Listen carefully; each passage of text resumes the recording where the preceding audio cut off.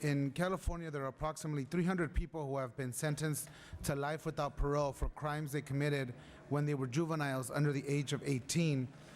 Life without parole means that the person will never get out of prison. No other country in the world uses this sentence for people under the age of 18.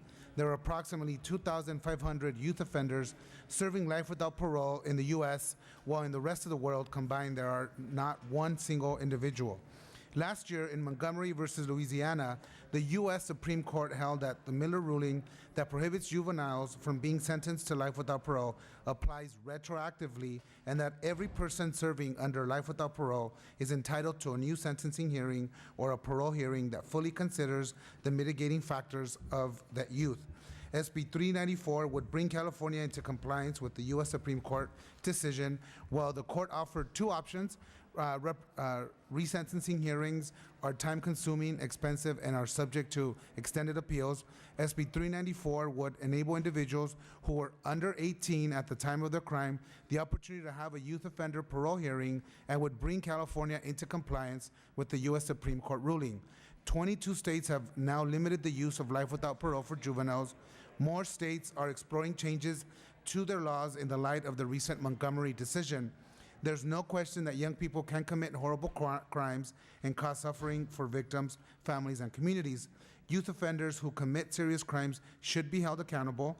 This bill holds them accountable by providing a lengthy prison sentence, in no case less than 25 years, and in many cases it would be more than 25 years before they can gain parole. SB 394 will remedy now unconstitutional juvenile sentences of life without the possibility of parole. There will be no guarantee of parole, only an opportunity for the person to work hard and try to earn a chance for parole. With that, I respectfully ask for a vote. Thank you. Your witnesses in support?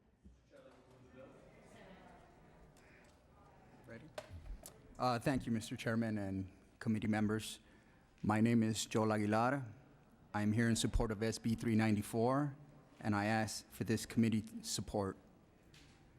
Today, I'm a college student on track to graduate in 2 years with a BA in philosophy. I'm employed full-time as a resident advisor in a transitional living home in the San Fernando Valley, guiding and mentoring young people. I spend time volunteering with organizations such as ARC. I'm a doting uncle to my nephews and a devoted son. However, at 17 years old, I had distanced myself from my family. I was perhaps especially immature and consumed with how I was perceived. I hung out on the streets and thought about nothing other than my selfish needs. One day I made a decision that will, for every hour of my life, regret. I said yes to participating in a robbery that ended with a co-defendant killing an innocent man. That was 25 years ago. But the weight of my involvement in such a horrible crime is something I carry with profound remorse. I was convicted of murder and sentenced to life without any possibility of parole. It was a sentence to die in prison. As a young person, I could not comprehend it. I felt hopeless and worthless. I believed that I was no more than my worst act and deserved to die in prison. I want to be clear. No amount of time could ever be enough to right my wrong. But my punishment told me that I was unworthy of redemption, and that is how I behaved when I went to prison. I yearned for growth, emotional, educational, spiritual growth, but thought I forfeited that right. But as I began to meet good, talented, sensitive, and generous people, I began to believe that I too could be a good person and do good in the world. I was one of the lucky few.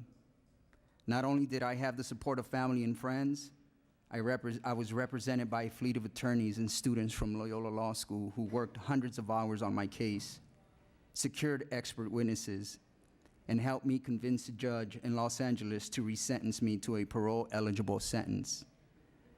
Many other youth sentenced to life with no possibility of parole do not have the benefits I had, and they won't get a chance. I learned what hope means for the human spirit.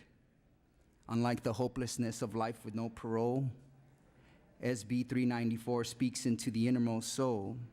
It says to a young person, You are more than your worst act. You are redeemable. You are worthy of a second chance. To that end, I plead for your support for SB 394. Thank you. Mr. Chair and members of the committee, thank you. My name is Heidi Rummel. I'm a professor of law at the University of Southern California, Gould School of Law. I was a federal prosecutor for 12 years in DC and Los Angeles. And I prosecuted violent crime, gang crimes, rapes, murders, human trafficking in 2 of this country's most crime-ridden cities. So I know very well the impact of crime on our communities. I support Senate Bill 394 because it brings California into conformity with the 8th Amendment and the national trend to eliminate this sentence.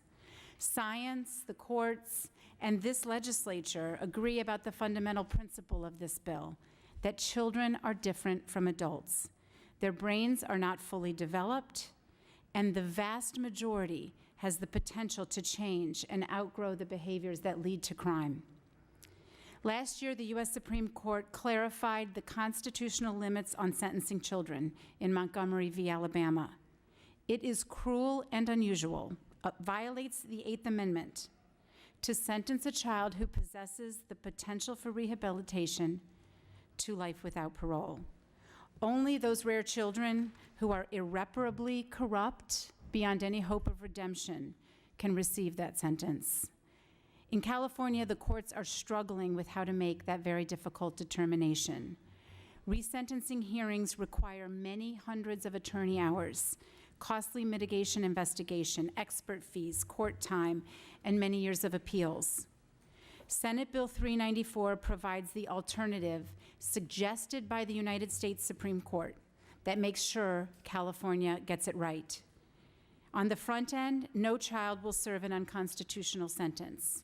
On the back end, California's parole process ensure that those who do prove to be irreparably corrupt remain in prison and are never released. In 2012, California took the lead on this issue by passing SB 9 to create a statutory after-the-fact opportunity for resentencing in some of these cases. But the Supreme Court went much further in Miller and in Montgomery, and California has fallen behind the curve. 24 jurisdictions in the U.S. do not use the sentence of life without parole for youth under 18. And an estimated 17 more states have legislation in the works to get rid of the sentence. There is growing national bipartisan consensus.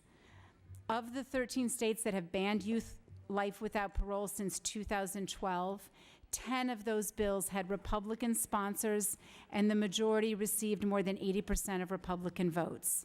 Texas, Arkansas, South Dakota, Utah, West Virginia, Wyoming. It's time for California to catch up. As a prosecutor, I advocated for prison sentences that would best protect the public and hold offenders accountable. As co-director of USC Law's Post-Conviction Justice Project, where law students represent clients on LWOP resentencings and in the parole process, I have seen firsthand that it is impossible to know who a youth will grow to be in 25 years. This bill makes sure that California gets it right. Those who change and rehabilitate can seek release on parole after 25 years. Those who do not will remain in prison. I urge your support for SB 394. Thank you. Thank you. Witness in support, name and organization, please. Hi, my name is Michael Mendoza with Cut 50 and also a former juvenile lifer in strong support. Thank you. I'm Lynn Wu from the Prison Law Office in strong support. Nicole Arnaiz on behalf of the California Attorneys for Criminal Justice and support. Thank you. So White Seum on behalf of the Public Defenders Association and Public Interest Advocacy in strong support. My name is Brian Arredondo, formerly incarcerated, soon to be graduate from Cal State LA, and current banker and with Anti-Recidivism Coalition. Thank you.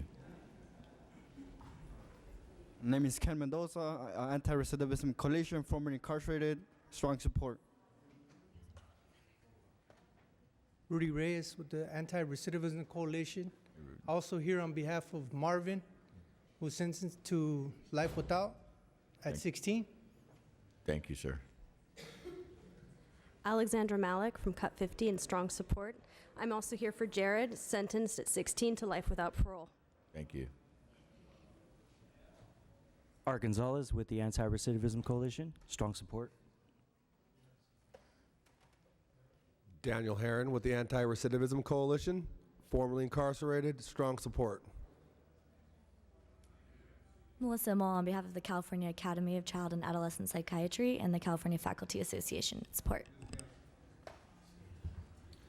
Ryan Lowe with the Anti-Recidivism Coalition and strong support of the measure. Diana Campos on behalf of the California Catholic Conference and support. Kim Lewis representing the California Coalition for Youth and support. Mad with Courage in Oakland, and I'm also here for Isaac, who was sentenced at 16 for life without parole, and in support. Thank you. Josh from Courage, and I'm also here for William, who was 16 when he was arrested and has life without parole, and I support. Marisa Pantoja with Courage. And I'm here for DeAndre, who was 16 when he went to jail and got sentenced to life without parole, and I strongly support. Kim McGill from the Youth Justice Coalition in strong support. Vanessa De Leon with the Youth Justice Coalition, here for Gonzalo, who was sentenced to life without parole at 17 years old, and I'm in strong support. I'm Jose Aguilar, Youth Justice Coalition. I'm right here support for Valentino, 16 years old when he was sentenced to life in prison. Thank you. Gloria with the Youth Justice Coalition, and I'm also here for Natalie, that was sentenced at 16, and I'm in strong support. Thank you. Lupita Carvalho with the Youth Justice Coalition, strongly support. Rourke Stacy on behalf of the Pacific Juvenile Defender Center in strong support. Thank you. Frankie Guzman on behalf of the National Center for Youth Law, and Liz, who was 16 when she received life without parole, strong support. Maureen Washburn with the Center on Juvenile and Criminal Justice in strong support. Akil Ochoa on behalf of the Anti-Recidivism Coalition, proud co-sponsor, strong support. Thank you. Thank you. Jerome Dixon, Anti-Recidivism Coalition, I strong support. Joe Ruano, Anti-Recidivism Coalition, strongly support. Josh Pinus, Anti-Recidivism Coalition, strong support. Jose Gonzalez, Anti-Recidivism Coalition, and strong support. Emiliano Lopez with the Anti-Recidivism Coalition and strong support. Blair James, Counseling Director for Anti-Recidivism Coalition and strong support. Maddie Hyde, California Civil Liberties Advocacy, and strong support. Michelle Murray with Cares for Youth, and also the sister of a juvenile sentenced to life without the possibility of parole. Strong support. Thank you. Elizabeth Calvin, Human Rights Watch, is honored to sponsor this bill. Anna Faircloth Feingold with the USC Gould School of Law Post-Conviction Justice Project and also Human Rights Watch and strong support. Jim Lindberg on behalf of the Friends Committee on Legislation of California in strong support. Rebecca Gonzalez, National Association of Social Workers California chapter in support. Drosa Akil on behalf of the Alliance for Boys and Men of Color and Policy Link in strong support. Patricia Song with the Children's Defense Fund California in strong support, also here for Richard, who received a life without parole sentence at the age of 17. Lizzie Beacon with the ACLU of California in support. Glenn Backus, Ella Baker Center for Human Rights in support. Thank you. And now any witnesses in opposition?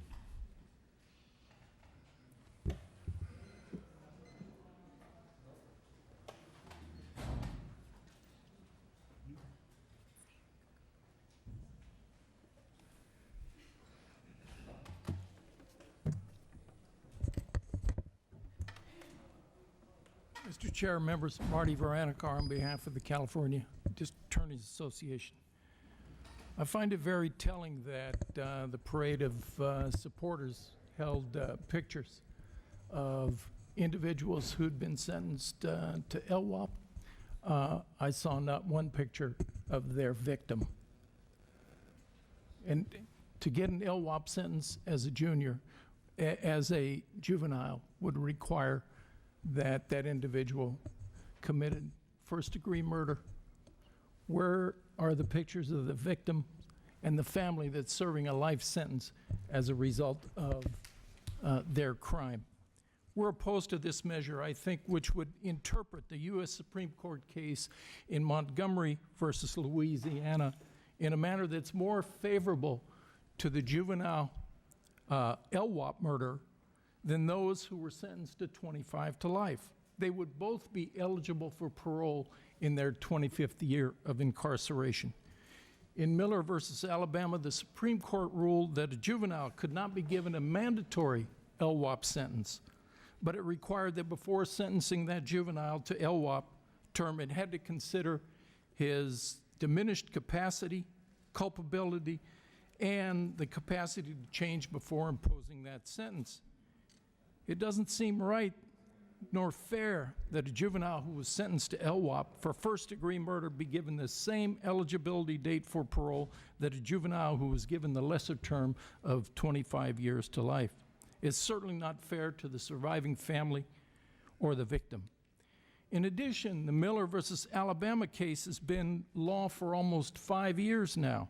And in that time, several individuals who have been sentenced to life without parole may have already had a Miller-compliant hearing and could have received, after that hearing, the LWOP term. We do not believe that they should now be eligible for parole, that those individuals, having had their Miller-compliant hearing, should be eligible for parole after 25 years. For these reasons and others as stated in our letter, we are opposed to this measure. Thank you. Thank you, sir. Laura Tanny, San Diego County District Attorney's Office, Bonnie DeManis, in strong opposition to this bill. I echo the comments made by my colleague at the California District Attorneys Association, and would like to point out that in addition to the victims and their families, victims who have been killed and their families who are serving life terms, the perpetrators of these acts have committed, in fact, the most heinous acts of all. It goes beyond first-degree murder and into the murders that are listed under the special circumstances section, the very crimes to which the legislature and the court have determined to be the worst of the worst crimes. The lack of proportionality in this bill is what is especially unacceptable. As my colleague pointed out, you have a person who commits a first-degree murder, essentially minus the consideration of credits, treated the same way as a juvenile who commits this especially egregious offense without any exclusions whatsoever. A murder of a peace officer, a torture murder, a multiple murder is going to be treated the same as the gentleman seated here who was along for the ride on a robbery when another perpetrator committed murder. That is unacceptable. In San Diego County a few years ago, there were 4 juveniles, gang members, who went on an intentional hunting spree over a period of 2 years to hunt out other gang members and kill them. They used a Ford Expedition and drove around the streets and opened fire on crowds of people that they did not even know were gang members, and in fact, they were not. In one instance, they shot a man standing in front of a man in a car on Highway 67 in the head as he was driving down the highway. The very same afternoon, they shot at a crowd of people in front of a house, wounding a man in his ankle. And the next day, they opened fire at a bus stop and killed a 16-year-old boy with a bullet to his head. They admitted that they perpetrated these acts intentionally, and they admitted that they took turns driving and shooting the gun. And the juvenile in the group, well, one was 17 and one was 15, and the older got LWOP. The other one got over 196 years to life. This individual now is going to be eligible for parole in 25 years, despite the intentional egregiousness of the act, despite the fact that he took lives and ruined lives of others. And again, the lack of proportionality is simply unacceptable in the criminal justice system, and for those reasons, we oppose this measure as drafted. Thank you. Are there any other witnesses in opposition? Any questions from committee members? Mr. Lackey. Yeah, excuse me, I'm not going to rehash the opponent's statements, as they did a very good job of expressing what I think was absent in this discussion, which are the victims. And we do need to keep in mind that these are offenses that are very malicious. Special circumstances are quite disheartening to actually to review, and I would compare my credentials with anybody in this Capitol of who has visited prisons and had personal interviews with LWOP offenders who are trying to improve their circumstances. So I am very, very genuine in trying to figure this out. But one thing I do think that is forgotten in our process are the hurt from victims, and many times even a fear from victims' families. They've lost their loved ones in a very horrendous way, and they feel a sense of security that this person is no longer going to be there to threaten any member of their family. And I think that if this bill even had some kind of measure to converse with victims' families and get some kind of understanding that this is going, and some kind of agreement to the this kind of consideration, then I could possibly even think about supporting it. But as it stands right now, the victims' families are completely dismissed, and so for that reason, I'll be opposing. Okay, thank you. Are there any other questions or comments? Mr. Lara, Senator, you may Thank close. you. Absolutely. No, I appreciate the discussion, but again, we're dealing with the U.S. Supreme Court decision, and I appreciate the circumstances in different cases, which we don't have the details purview to, but there is a parole for the victims during the parole process, and we're not changing that at all. The other thing to keep in mind is that the research shows that 45% of the youth sentenced to life without parole were not those youth that pulled the trigger in the murder. In many of these cases, the youth were acting under the influence of an adult, who in most of the cases get a lesser of a sentence than the youth that were secondary in the crime. And so what we're saying is here, look, we understand there's absolutely a role for the victims. This is in no way dismissing the victims. As somebody who has been victimized by crime myself and in my family, we take that into consideration. But this is following a U.S. Supreme Court decision, and we want to make sure that we're aligned to that. There is a process for the victims under the parole process, and we know that the sentencing of life without parole is very arbitrary, and it doesn't guarantee release. And so what we're saying here is given the fact that the U.S. Supreme Court has been very bold in this decision, we need to now make sure we're aligned with our United States Constitution. And with that, I respectfully ask for your aye vote.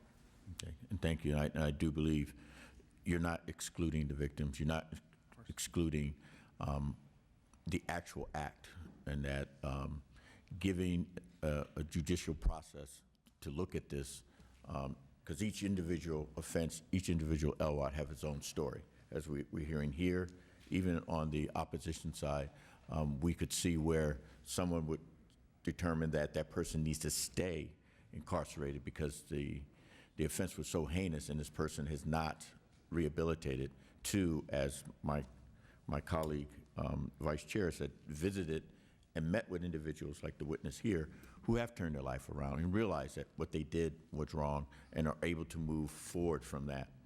Again, hopefully no one believes that we're not, and you're not taking in consideration the family members and what they went through, and that they will have a part in this. And obviously, if you need some more wording to ensure that, I will tell you the author, and I don't mean to speak for him, the author will definitely look at that and make sure that their consideration is taken into effect. And so with that, the chair is recommending an aye vote. The motion is due pass to appropriations on SB 394. Jones Sawyer. Aye. Jones Sawyer, aye. Lackey. Not voting. Lackey not voting. Flora. Flora, no. Gonzalez Fletcher. Gonzalez Fletcher, aye. Rubio. Rubio, aye. Santiago. Santiago, aye. Measure passes.